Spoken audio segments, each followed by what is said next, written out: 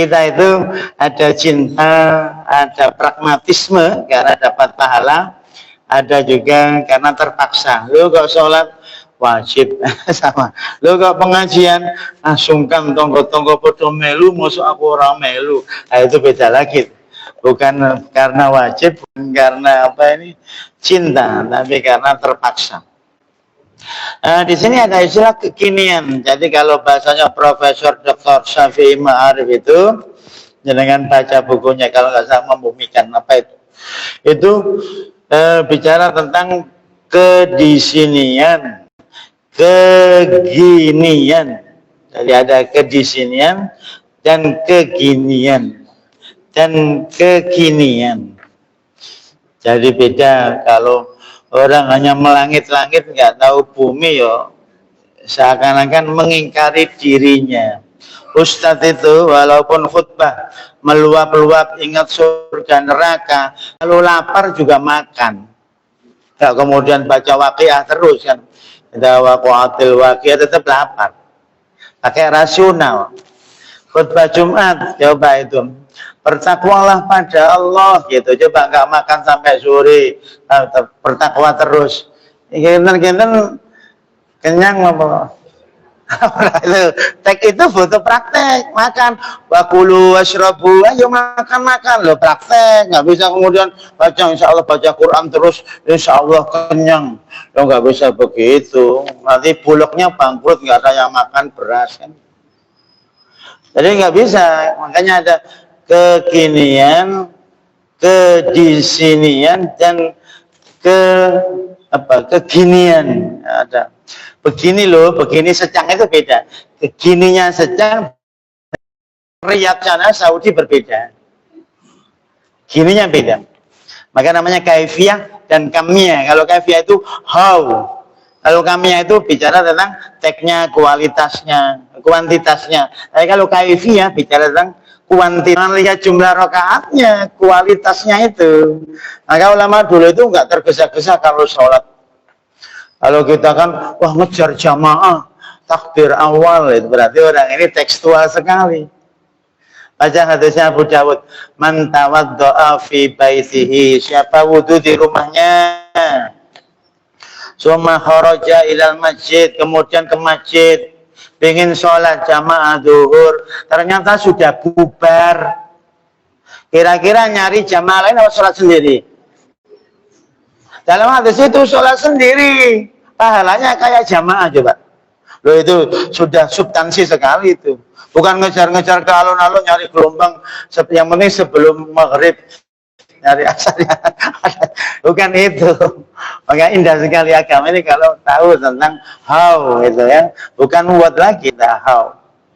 Nah ini disebut Al-Quran ini bukan hanya berfokus pada perkara yang sifatnya akhirat gitu loh. Tadi kan dibahas ada ilmu manfaat, anak soleh, amal jariyah. Itu kalau tekstualnya begitu, tapi kalau kontekstualnya ya kayak begini. Kajian kemudian ada aplikasinya, sekolah anak yatim, sekolah kaum duafa, beasiswa S1, S2, S3 free dari donatur. Itu malah lebih anak ideologis itu. Bukan anak biologis lagi, jadi kan kaya raya. Cari orang kampung yang nggak mampu, biayai. Bukan dikasih 200.000 sama mie goreng, bukan. Memang butuh mie goreng sama duit. Tetapi visionernya adalah pendidikan kan gitu. Nah itu namanya how to improve, bagaimana meningkatkan itu. Bukan hanya ngasih makan kemudian dipotret yatim piatu 200.000 kan gitu. Setahun bisa. Ya nggak apa-apa daripada 2.000 kan. Tapi perlu proses. Makanya di sini ada Al-Quran itu tidak hanya bicara yang sifatnya formal. Kitab ini sebagai aplikasi panduan hidup seluruh manusia. Kristen itu butuh juga namanya aturan. Nah, kalau dalam Islam fikihnya ada jizyah kan? Ada jizyah. Kalau di secang ini seandainya menerapkan syariah, contoh orang non muslim wajib pajak. Pajaknya berapa? 2,5%. Orang muslim wajib bayar zakat. Berapa zakat profesinya? 2,5%. Sama Pak Zalim. Tuh sama. Jadi orang Kristen bayar pajak 2,5% dari asetnya yang bergerak. Yang bergerak loh. Kalau hanya pasif, seandainya banyak yang tidak dikasih zakat, nggak wajib zakat yang pasif. Punya emas dipakai loh, nggak wajib zakat. Tapi kalau punya emas disimpan, wajib zakat. Jadi kalau punya emas 1 kilo, pakai saja. Supaya nggak zakat. Kalau Anda simpan sampai setahun, melebihi 84 gram, zakat nggak Bu? Zakat wajib, zakat emas. Tapi coba, punya melar, punya gelang, sekilo buat pengajian, gitu. Nggak zakat, karena dipakai. Tapi kalau disimpan malah zakat. Nah, itu Islam mengajari uang itu tidak bisa pasif, tapi diaktifkan buat modal usaha. Nah, makanya di sini ada aplikasi orang non Muslim juga butuh agama ini karena adil sekali. Tidak kemudian pajaknya 50% terus orang Islam bayar zakat 2, tidak. Sama boleh malah. Justru orang Kristen yang miskin kita bantu loh. Kita bantu, mereka butuh makan, kasih makan. Mereka sakit, kita jenguk. Kalau bisa kasih BPJS kan gitu. Ayo silakan ke rumah sakit Aisyah, ke rumah sakit milik kita, kan itu free semua coba. Itu agama, nggak membedakan apa ini ideologi dalam interaksi sosial terutama. Kalau ada wilayah yang tidak bisa diganggu, apa ritual nggak bisa diganggu. Sholat ya jangan mengundang orang Kristen, monggo ceramah ya jangan. Karena itu masalah yang sifatnya sangat sensitif dan ritual prinsipil sekali gitu. Apakah boleh ustaz ceramah di gereja loh tuh? Anda itu ya mbok yo wong kampung ini sing Islam aja durung pernah dapat ceramahin. Anda kalau sudah nyeramai orang lain, ibaratnya anaknya sendiri nggak pernah diajari ngaji, tapi dia ngajari tetangga. Secara etika kurang sopan, kan gitu jawabannya. Bukan masalah halal dan haram. Kemudian dan seluruh generasi, maka kalau ada ayat walaili idza yaghsha wan nahari idza tajalla qad aflaha man tazakka, itu katanya Abu Bakar. Kalau Abu Bakar doang kita nggak punya kesempatan. Berarti kalau kita bicara tentang teksnya itu Abu Bakar.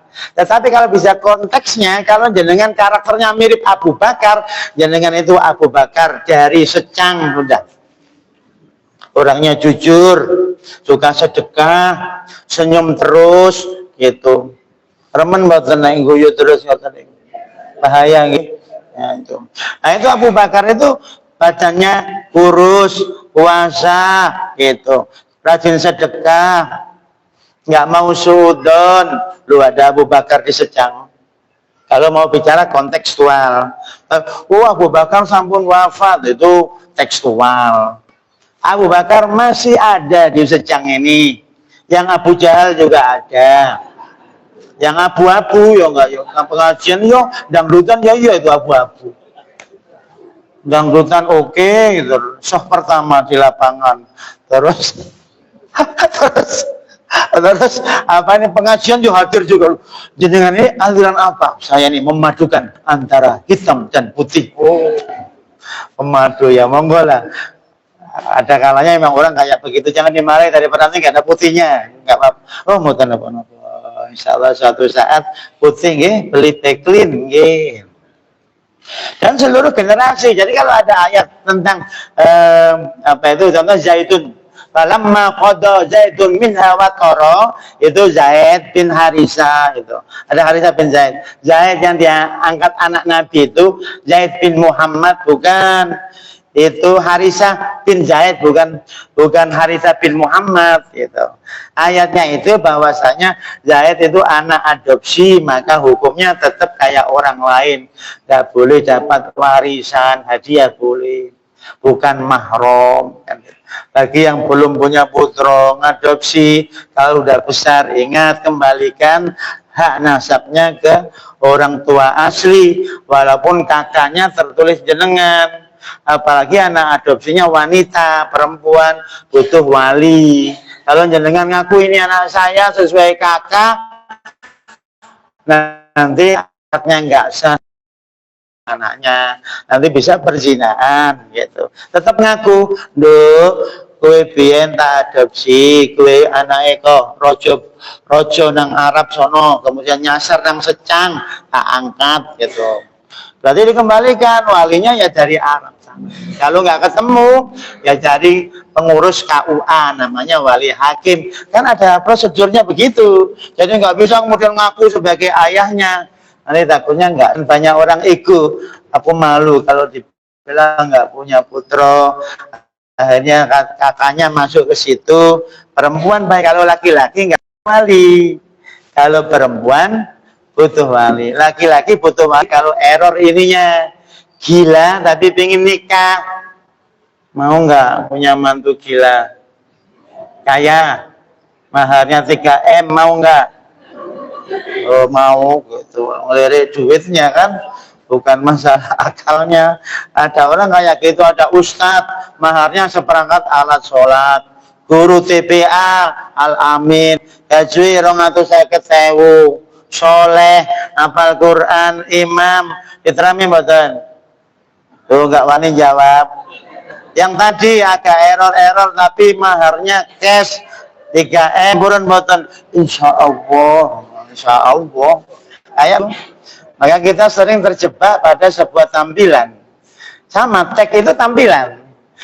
Teks yang ada di Al-Quran ini 6.236 ayat itu tampilan lahiriahnya. Sekarang coba main yang dalam. Jangan hanya ngapal teksnya. Ayo, di mana sing jero titik gitu. Ayo, wa anfiqu mimma razaqnakum. Sedekahkan sebagian yang kami rezekikan. Ayo, di mana sing dalam jero titik. Jangan terjemahnya kayak Sari Tilawah oleh Mbak Sari. Akhirnya apa? Di dalam itu sebagian yang kami berikan. Ayo, Tuhan nggak bilang sebagian kecil, juga nggak bilang sebagian besar. Kira-kira tafsirnya besar apa kecil? Menurut jenengan yang punya duit kecil saja. Itu namanya tafsir emosional, egois. Coba jenengan punya uang 10 miliar. Kira-kira kemudian ada ayat turun, sedekahkan sebagian yang kami kasih. Kira-kira 2.000 apa 2 miliar? Rata-rata kota amal kan isinya 2.000 gitu. Mambu GPU, kepala angin dan seterusnya. Padahal ayatnya yang dalam sebagian, Allah nggak bilang sebagian besar, sebagian. Kalau 10 miliar, sebagian besar itu 8 miliar, 7 miliar. Terus 6 miliar itu sebagian besar. Kalau sebagian kecil itu 1 miliar. Kalau sebagian, loh, ini nggak bilang kecil dan besar. Boyo 3 miliar, boyo 5 miliar. Karena bilangnya sebagian. Maka jenengan sering menafsiri sendiri sesuai keinginannya. Kinten-kinten zakat lagi pinten nggih? Pokoknya 2,5% dari penghasilan. Kinten-kinten itu bersih, nopo kotor gitu. Langsung tanya, yang paling enak itu yang bersih aja lah, utang-utang sudah beres. Bukan untung yang didapatkan, tapi setelah membayar operasional, terus bayar utang, ini sih saya nggak enak sak nih sope. Oh nggak situ. Pada madhab seperti itu, madhab penghasilan bersih. Ada madhab penghasilan kotor. Ayo pilih mana? Yang bersih saja, nah, gitu kan? Sesuai dengan keinginan kita, kan gitu. Ya, makanya itu kurang jero sebenarnya. Ini sebenarnya keinginan Tuhan apa keinginanmu, kan gitu. Maka kan nanti kalau jenengan bahas tentang fikih hutang, orang punya hutang usaha, tapi punya hasil produksi. Kira-kira zakat produksi apa harus bayar hutang dulu? Coba banyak mata di situ. Yang paling ringan, lunasi dulu hutangmu. Kalau ada sisa baru bayar zakat. Yang ekstrim nggak bisa, karena gram gitu. Mas Mulyono pinten gram? 70 kilo malah. Tapi emas yang ada beli di pecinan itu 100 gram. Perhatikan Bu, kalau dihitung sampai haul, karena 100 gram dia harus dipotong 2,5%. Sampai nanti berkurang sampai 85. Kalau sudah di bawah 85 sudah nggak wajib zakat. Pertanyaannya, jenengan punya emas 100 gram, sudah 360 hari, memang dino meniki setahun niki tanggo wae memang dino nggo arisan. Kira-kira zakat mboten? Wajib zakat mboten? Mboten, karena nggak ada satu. Ayo jenengan punya wedhus. Wedhus bahasa Inggrisnya ya widas. Punya widas sondership. Punya sondership 40. Besok ini hijriah ya sebenarnya, bukan masehi. Kalau sampai 365 hari, 364 hari, 3 hari. Pertanyaannya, besok sudah akhir tahun nih Pak nih, wedhus kita 40 ke atas sudah mau masuk nih maghrib nanti sudah setahun. Ayo dibelah mari asar, dibelah siji ben karek 39. Kurang kacang 39, wajib zakat mboten? Lo nggak wajib, bisa menghindarkan tasakuran niki, nggak wajib zakat. Maka formalitas bisa direkayasa gitu. Kayak fingerprint BNS itu loh, celing terus ngilang nang warung jam 4 balik. Kira-kira dianggap hadir nggak? Hadir, sah, dapat duit kan gitu. Nggak ditangkap KPK. Itu formalitas, tapi substansinya dia jauh dari makna. Secara fikih lahiriah halal, secara fikih batinnya haram, gajinya haram, karena nggak sesuai dengan yang dimaksud pemerintah. Produktivitas, bukan masalah formalitas kehadiran. Tapi kan banyak orang yang penting hadir, celing hilang, atau hadir di kantor tapi dolanan WA game, orang kerja yang harus bisa dikerjakan sehari bisa punya nilai 80 kerja cuma dikerjakan 40. Yang diminta perusahaan 80, dia hanya 40. Tapi laporannya bisa 80.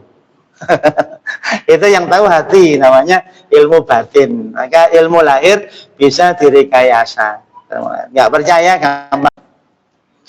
Ada orang laki-laki berzina dengan mbak-mbak berzina. Terus punya anak gitu. Ternyata anaknya lahir sebelum 6 bulan akad, sebelum 6 bulan. Kalau setelah 6 bulan masih bisa dianggap anak, dinasabkan ke ayah yang zina tadi. Tapi kalau di bawah 6 bulan tidak bisa. Nasabnya ke ibu. Nanti kalau perempuan walinya ke wali hakim, bukan ke bapak tadi. Pertanyaannya, kalau lahirnya di bawah 6 bulan, bukan anak suami, kira-kira dapat warisan nggak dari suami? Nggak dapat, karena bukan anak nasabnya. Nah, kira-kira karena dia itu bukan anaknya gitu, dan perempuan yang dizinai tadi nggak jadi dinikahi, ternyata anak hasil zina cantik, boleh nggak menikah dengan bapak yang zina dengan anaknya tadi? Jawab. Pusing kamu? Itu halal dinikahi karena ibunya tadi nggak jadi dinikahi kan? Berarti kan orang lain. Anaknya juga dianggap orang lain.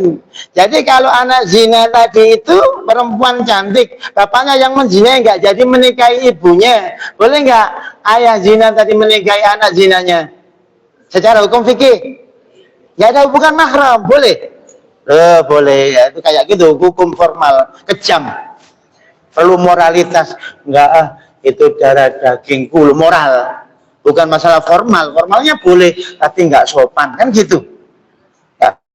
Contoh, istrinya kiai cantik, kiainya meninggal, kira-kira jamaah menikahi istri kiai nggak? Boleh tapi nggak sopan. Masa punya tak nikahi? Barokah, bukan masalah barokahnya, masalahnya itu sopan santun. Aku nggak nyaman dengan abah kan gitu. Padahal santrinya itu juga secara biologis dicintai sama bunyainya, halal. Tetapi secara moral kurang pas kan gitu, karena dia suka nyantri dipunyai dan Pak Kiai. Tapi bunyainya purun terus mau dipunyai. Purun betul. Wis ora apa-apa. Itu nafsu. Beda dengan moral. Moral nggak bisa moral. Moralitas dengan formalitas berbeda. Maka kita tegakkan moral sebelum formal kan gitu.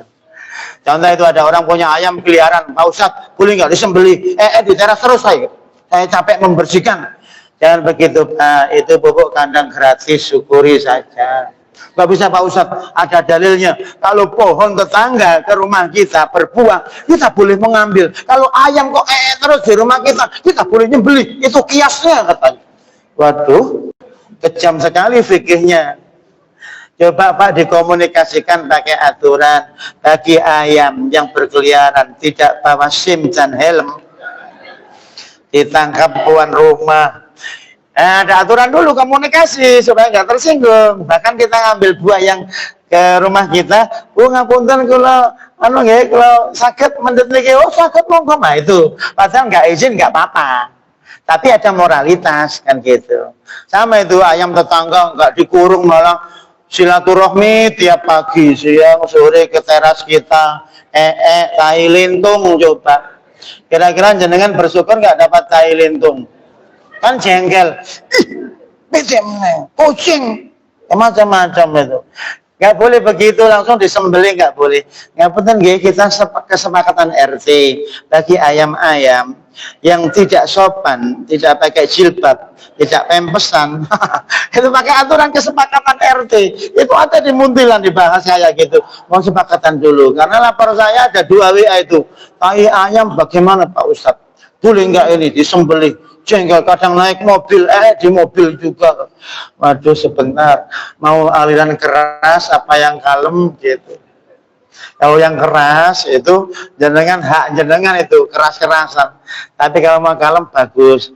Begini ibu-ibu, wahai owner PT Babon, PT Jagung, ngapunten nggih, ada aturan mainnya di desa kita ini kan gitu. Bagi yang punya ayam ternak mohon tidak berkeliaran. Ada jam jurninya, ada jam jurni sebelum subuh ayamnya boleh untuk jalan-jalan. Tapi dereng ningali, dereng gila, dereng sakit melihat ya pakai kacamata, dibawa ke Eropa pakai lensa gitu. Ya ini komunikasi. Intinya itu kalau di masyarakat jangan hanya bicara halal dan haram, tapi komunikasi. Kadang ada yang kelihatan halal tapi menyakitkan, kayak tadi itu menyakitkan langsung. Oh ini kok pohonnya, kelengkengnya ke rumah kita, wah rezeki. Panen terus tetangganya pasang CCTV. Ambil kelengkeng kita, lu jadi masalah kan gitu. Dilaporkan polisi, polisinya pakai hukum formal Indonesia, bukan hukum fikih. Jadi kan bisa ditangkap gara-gara ngambil kelengkeng gitu. Gara-gara kelengkeng aja urusan polsek. Usia kita habis ngurus kelengkeng siji. Gitu. Maka hidupnya nggak barokah. Karena hal-hal kecil meruwetkan usia kita yang terbatas.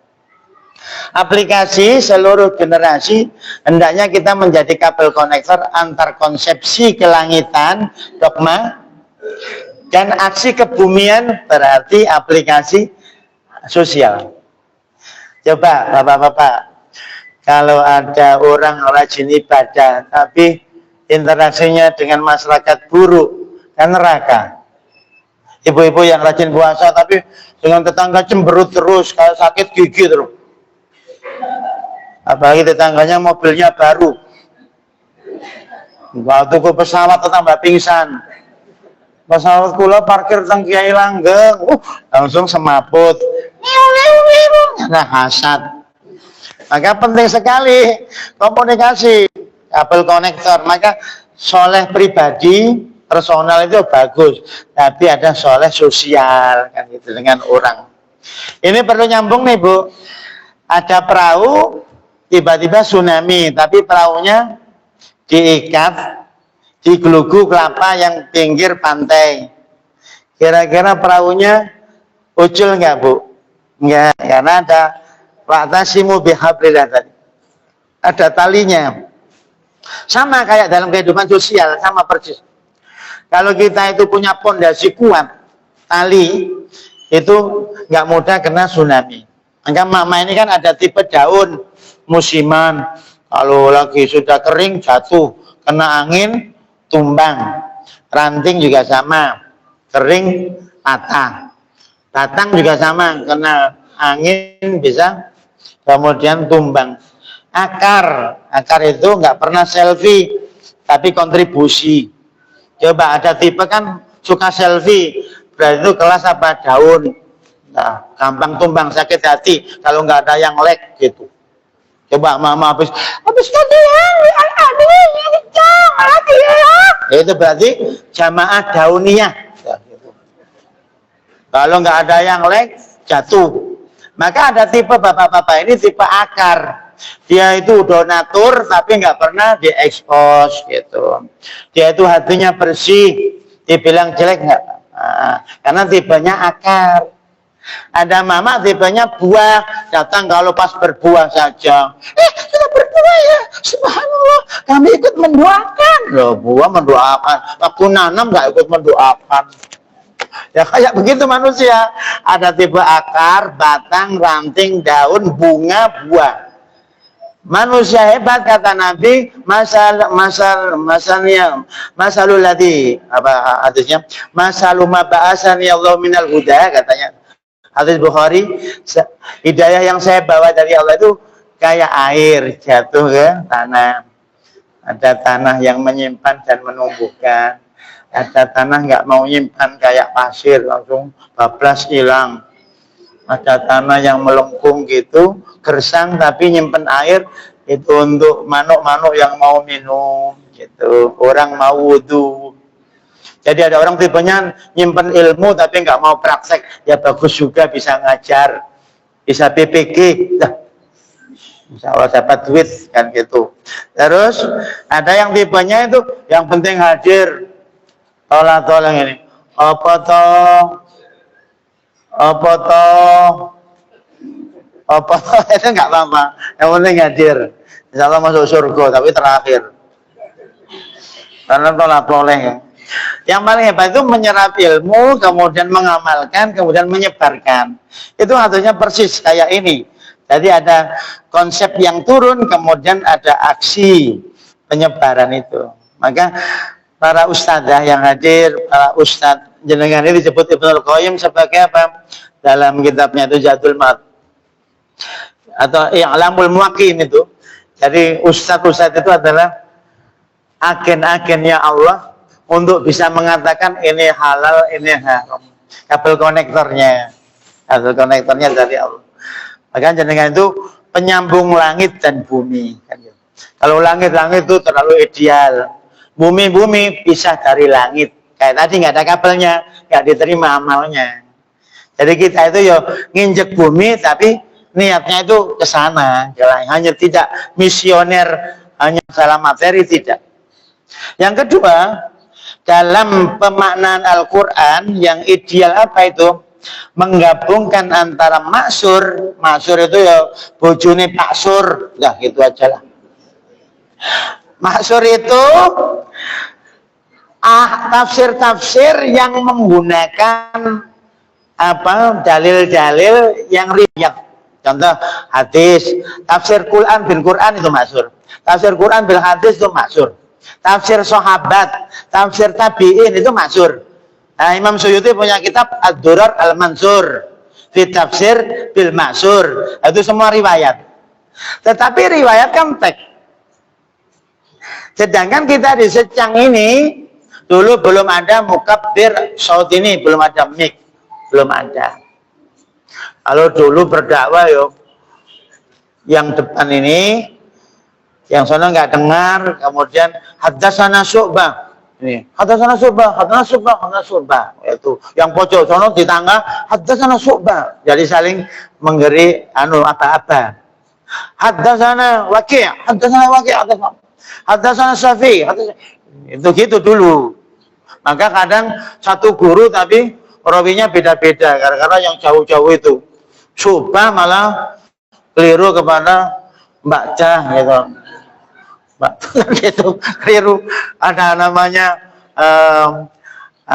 Abu Usman An-Nahdi gitu, malah An-Nihdi gitu, keliru harokat. Yang jauh-jauh itu. Maka kalau jauh dari ustadz, ilmunya biasanya salah gitu. Teko gelas. Kalau tekonya melayu-melayu nang gelas ada tumpah. Maka ngaji yang benar itu gelas santri dekat dengan teko, gampang dijoki itu. Kelas tambah lagi. Sing ngatur ora usah. Maka kalau jauh secara spiritual, intelektual, emosional dengan guru, biasanya dapat sedikit. Kalau secara emosional dekat dengan guru, dapat banyak sekali. Kayak Nabi itu anggaplah tekonya, isi hidayah, sahabat-sahabat itu yang dekat-dekat, mubasyaru, asal mubasyar bil jannah itu, yang dekat-dekat itu. Yang jauh-jauh sana, yang di Yaman, yang di Syam, berbeda. Maka kalau hadis itu sudah sampai Irak jadi 1000 riwayat. Maka kalau ada riwayatnya Imam Malik sama riwayatnya Abu Hanifah, lebih dipercaya Imam Malik karena di Madinah. Kalau sudah sampai Irak sana itu banyak hoaxnya, banyak berita-berita burung. Maka maksur dinikahkan dengan makul, bukan paksur. Maksur itu yang riwayat, makul yang rasional.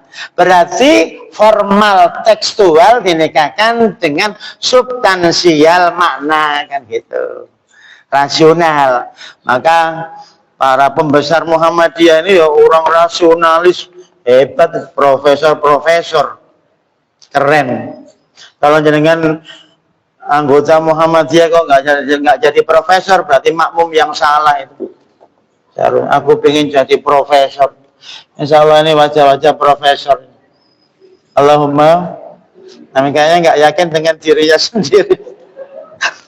Dijak dungu tadi profesornya nggak gelem apa menemoco kan gitu. Mudah-mudahan anak turun jenengan jadi profesor. Allahumma.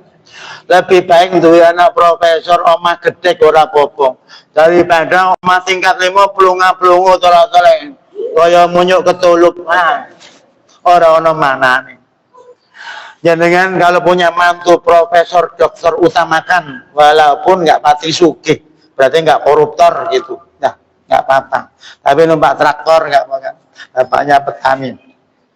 Moto nopo-nopo wis ta. Disyukuri kalau punya cucu S2, S3, lanjutkan artikel ilmiahnya, guru besar.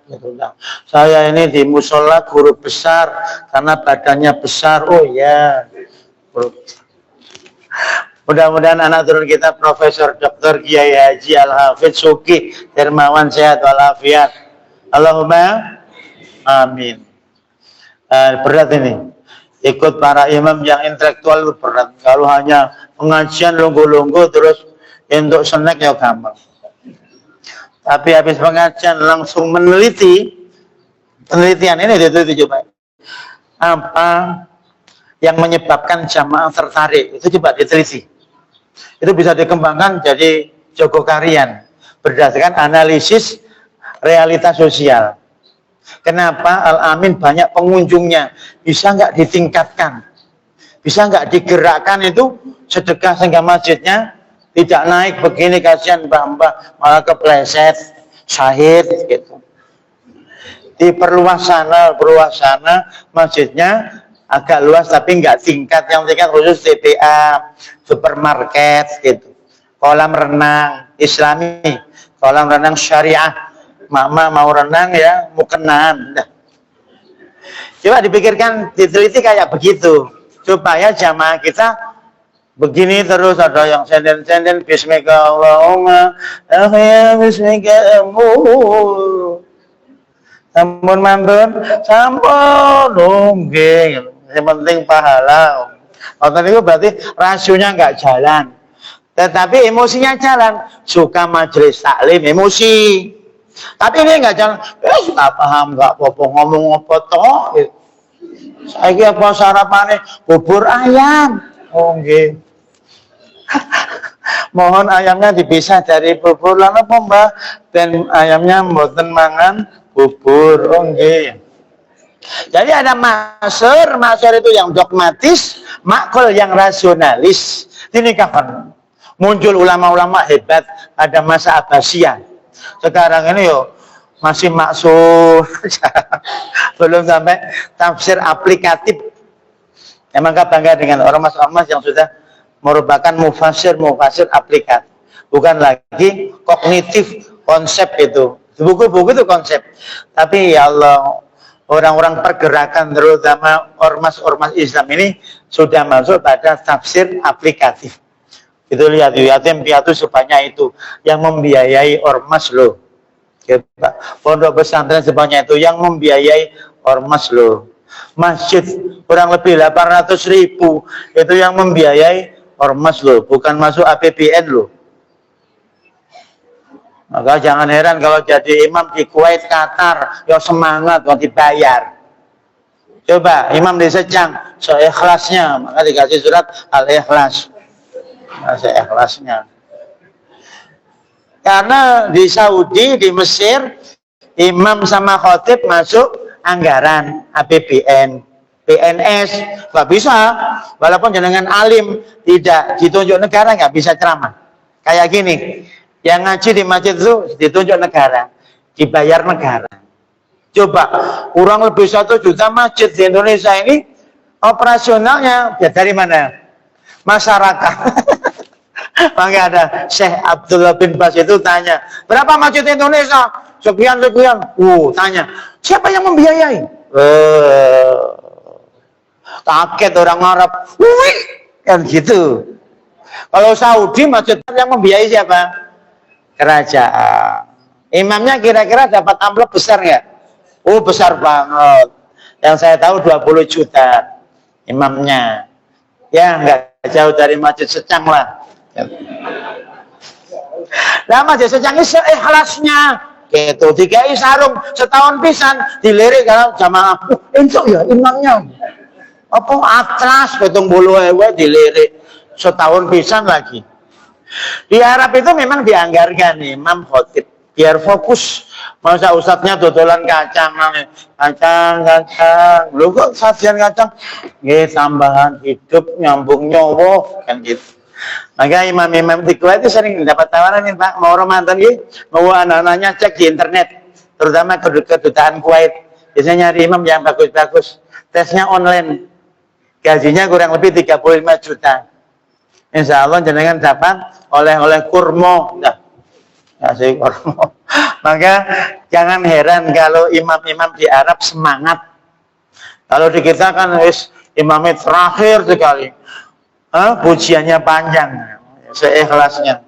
Imam sepanjang hayat, nggak bisa diganti kecuali inna lillahi wa inna ilaihi raji'un. Karena nggak profesional. Imam itu ada skillnya, nggak bisa kemudian yang penting hafalannya banyak, nggak bisa begitu. Ada fikihnya. Coba, ini rata-rata apa jamaahnya? Oh, Muhammadiyah. Aku akan sholat ala Muhammadiyah. Itu imam yang cerdas. Ini apa ini? NU. Oh, aku tak sholat ala NU. Itu cerdas sekali imamnya. Namanya fikhul imamah. Nggak asal tersedia sendiri, nggak bisa. Ini apa? Oh, al-irsyad. Aku akan sholat ala al-irsyad. Apa nih dewan dakwah? Aku akan sholat ala dewan dakwah. Kan itu cerdas kayak begitu, bukan memaksakan diri. Itu namanya kontekstual. Makanya ketika Imam Syafi'i ke Irak itu kan tidak kunut kan? Kok nggak kunut Imam? Menghargai Abu Hanifah. Bukan ideologis, bukan, menghargai Abu Hanifah kan gitu. Mulia sekali Imam Syafi'i, tahu fikih kontekstual, bukan fikih tekstual. Kalau Imam Syafi'i punya riwayat dari jalur Hasan dan Husain itu, alamani Rasulullah, saya diajari Nabi itu sholat gini-gini, ini suruh doa gini-gini gitu. Ada riwayatnya. Tapi yang lain doif, ya pandangan lain kan, ada pandangan abisid.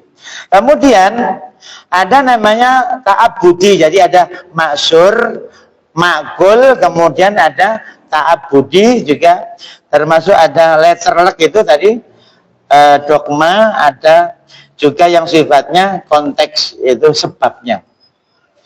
Jika tidak bisa beragama ini parsial, nggak bisa utuh. Maka nanti coba lihat riwayatnya Umar bin Khattab. Ada orang di masjid kemudian Siapa yang ngasih makan dan minum kamu kok ibadah di masjid? Kakak saya. Lihat, apa kata Umar? Akhuka a'badu minka. Kakakmu lebih ibadah daripada kamu. Lihat tuh, kontekstual sekali. Yang nyari nafkah itu lebih ahli ibadah, kata Umar bin Khattab, daripada yang di masjid duduk-duduk wiritan. Luar biasa ini. Fikih Umar itu terkenal ya, cerdas sekali. Jadi jangan dikira yang di masjid lebih bersih, tidak. Bisa jadi pedagang-pedagang itu lebih bersih karena wajib mencari nafkah, sedangkan kita sholat sunnah duha. Wajib dan sunnah lebih mulia wajib. Pahalanya lebih besar wajib. Terakhir, semua penelitian ilmiah rasional tidak bertentangan dengan Al-Quran. Apa sekarang? Lihat. Surat An-Naml bicara tentang ya ayuhan namlu dkhulu masakinakum la yahtimannakum Sulaiman wa junuduhu wa hum la yasurun. Kata ratu semut, qalatin namlah itu ratu semut bicara. Lihat, ratu semut. Apakah zaman Abu Bakar sudah bahas ratu semut? Lihat. Rupanya yang berkuasa di dunia semut adalah ratu. Diteliti ratu semut. Dulu belum ada penelitian ratu semut. Terus layak timan akan memecahkan kalian. Lihat, partikel-partikel semut itu bukan partikel kayu. Penelitian sekarang, semut itu partikelnya kayak kaca. Maka pakai hutomah, layak timan akan pecah kalian. Bukan akan terinjek penyet, bukan, akan pecah. Semut kalau udah pecah nggak bisa hidup lagi. Keunikannya, partikel bodinya semut itu terdiri dari kaca-kaca kecil-kecil. Sehingga kalau udah pecah susah untuk disambung lagi. Kayak dengan punya kaca pecah susah disambung lagi. Ayatnya ajaib juga.